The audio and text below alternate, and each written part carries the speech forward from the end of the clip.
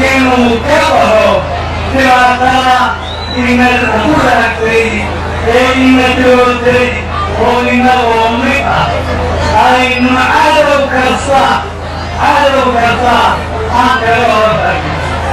waxaan raacinayaa oo soo jeedinaya abaal mahadnaqa ayaan u jeedinayaa intii inaga gaartay ee inoo soo dhumatay oo ay ugu horayso dowladda Turkiga.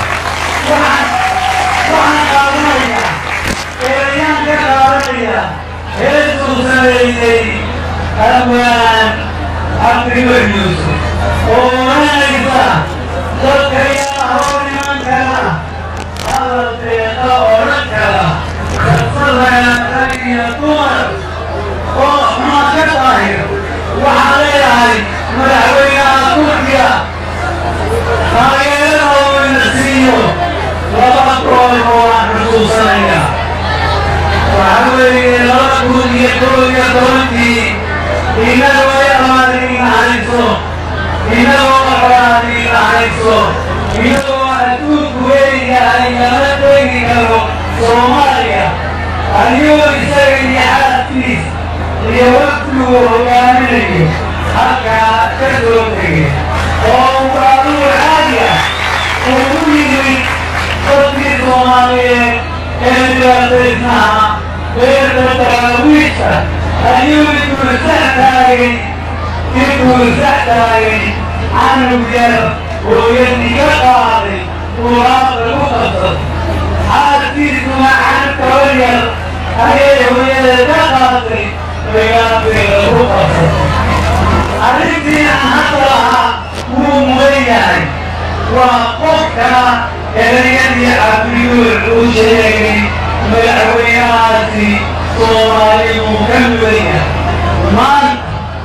markii 14 ay dhacday masiibadii waa dowladdii ugu horreysay ee gargaar daacad ah waa siyaasiyiin inoogu tirin ee soo dirtay sayaaro dhakhaatiir iyo dawooyin ka buuxaan oo weliba qaaday 40 daawac oo khatara oo dalka Turkiga u ah. ma iloobi karno.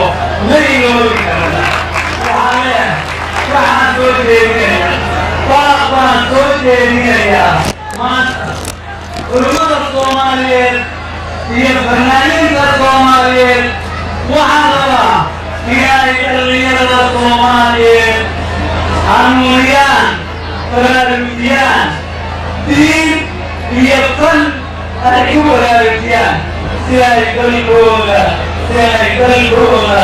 nabad uga dhigaan oo ay cadowga uga hortagaan oo iga waariyaan.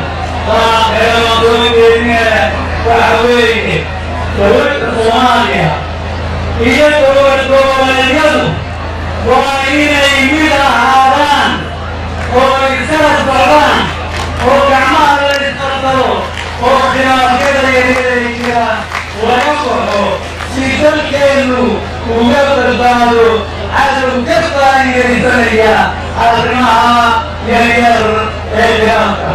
dadweynaha xaar iyo gudoomiyaha gobolka waxaan leeyahay hambalyo. waxaan leeyahay maanta waa maalintii midnimada.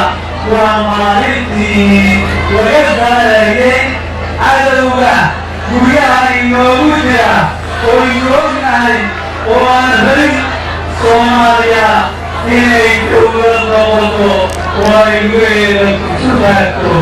aad iyo aad baad mahadsantihiin inaan samtay